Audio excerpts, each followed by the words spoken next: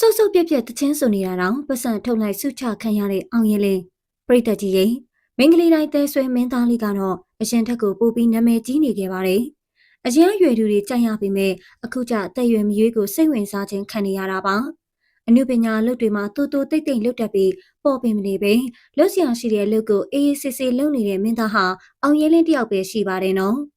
အောင်ရဲလေးဟာစင်ပေါ်မှာတချင်းဆူနေပေမဲ့လည်းတငယ်ချင်းတွေမဲဆွယ်မှုကြောင့်အပျော်ရမ်းတချင်းဆူခဲ့တာဖြစ်ပါတယ်။ဒါပေမဲ့လည်းဘလို့ပဲပြင်ဆင်မှုမရှိပါစေကြိုက်တဲ့သူကတော့ကြိုက်ကြပါနဲ့နော်။အောင်ရဲလေးရဲ့အင်ဂျီရင်ဘတ်ထဲကို1000တန်ထုတ်လိုက်ကြီးနဲ့9000တန်ထုတ်လိုက်ကြီးစုချခံခဲ့ရတာဖြစ်ပါတယ်။ဆုပ်ဆုပ်ပြက်ပြက်လေးမပြင်ဆင်မဲနေတာတော့အချစ်ကန်နေရတာကြောင့်အောင်ရဲလင်းတယောက်အပျော်ကြီးပျော်နေပြီးစုချတဲ့သူတွေကို respect ပေးခဲ့ပါသေးတယ်နော်။တငယ်ချင်းတွေနဲ့တောက်နေစာနေတော့ဘာမှတချင်းတက်ဆိုပြီးမဲ့လေအပြင်မှာတချင်းဆိုတဲ့အတိုင်းပဲအတန်ကကြီးလေနေပါတယ်။နောက်ပြီးအင်ဂျီဖြူလင်းနဲ့မင်းသားမမသိအောင်ပြင်ဆင်ထားပြီးမဲ့တကယ်ဖန်စစ်တွေကတော့အောင်ရဲလင်းဆိုတာသိပြီးစုရီအများကြီးကိုလာပေးခဲ့တာဖြစ်ပါတယ်။ဒီတော့ပရိသတ်ကြီးရေအောင်ရဲလင်းကယ်မီမင်းသားအဖြစ်မြင်စေချင်ပါပြီနော်။မှတ်ချက်လေးတွေကိုပြောပြပေးခဲ့ကြပါအောင်ရှင်။အလူမာတေလာဆွစ်တချင်းနဲ့ဖျော်ပြလို့အားမရလို့အိုဘာကန်နက်စတိုင်တချင်းနဲ့ပါစကေးရီကျန်းနေတဲ့ဖြစ်ဖြစ်တွေ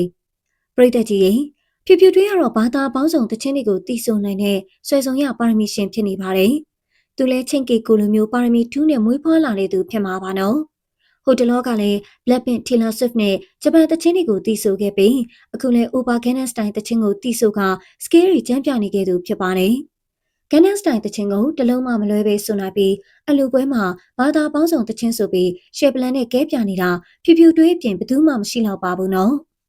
ဗရုတ်ကြတဲ့သူတွေအများကြီးရှိပေမဲ့ဖြူဖြူတွေးကတော့နီးမှန်လမ်းမှန်ဗရုတ်ကြတဲ့သူတွေထဲမှာပါပါတယ်နော်။အခြားလူပညာရှင်တွေကအလူပွဲမှာမြန်မာဆိုတော်ကြီးတွေရဲ့တချင်းတွေဆိုပြီးကြရောက်ကြရဖြစ်နေချိန်မှာဖြူဖြူတွေးကတော့ Gangnam Style တချင်းနဲ့တလုံးမှမလွဲပဲကီးကန်အောင်တီးဆိုနိုင်ခဲ့လို့ပရိသတ်တွေကချီကျူးနေခဲ့ကြတာဖြစ်ပါတယ်။ဖြူဖြူတွေးအနေနဲ့လည်းအမှုပညာကိုတကယ်ဝါသနာပါပြီးဟောအောက်ခြေကနေတဆင်ချင်းတက်ပြီးယခုလိုချမ်းသာလာခဲ့သူဖြစ်ပါတယ်။ဘဝကိုဘလောက်ခက်ခဲပါစေစ조사ရုံးကန်ပြီးကြံ့ကြံ့ခံခဲ့တဲ့သူမကတော့မလေးစားဘဲနဲ့ကိုမနေနိုင်ပါဘူးနော်။ဒီတော့ပရိသတ်ကြီးရေGangnam Style တချင်းနဲ့စကေးတွေကျန်းပြနေတဲ့ဖြူဖြူထွေးပေါ်မှာမှတ်ချက်လေးတွေကိုပြောပြပေးခဲ့ကြပါအောင်ရှင်။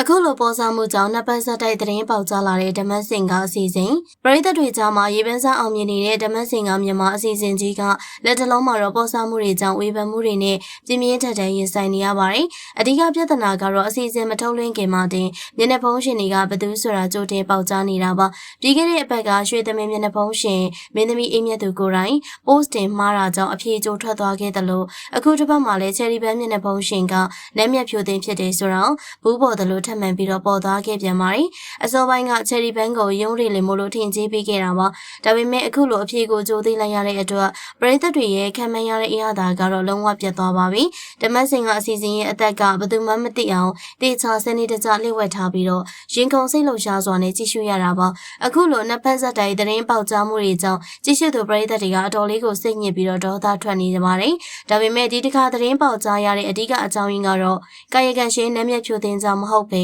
ဓမ္မစင်ကအစီအစဉ်ရဲ့ official page က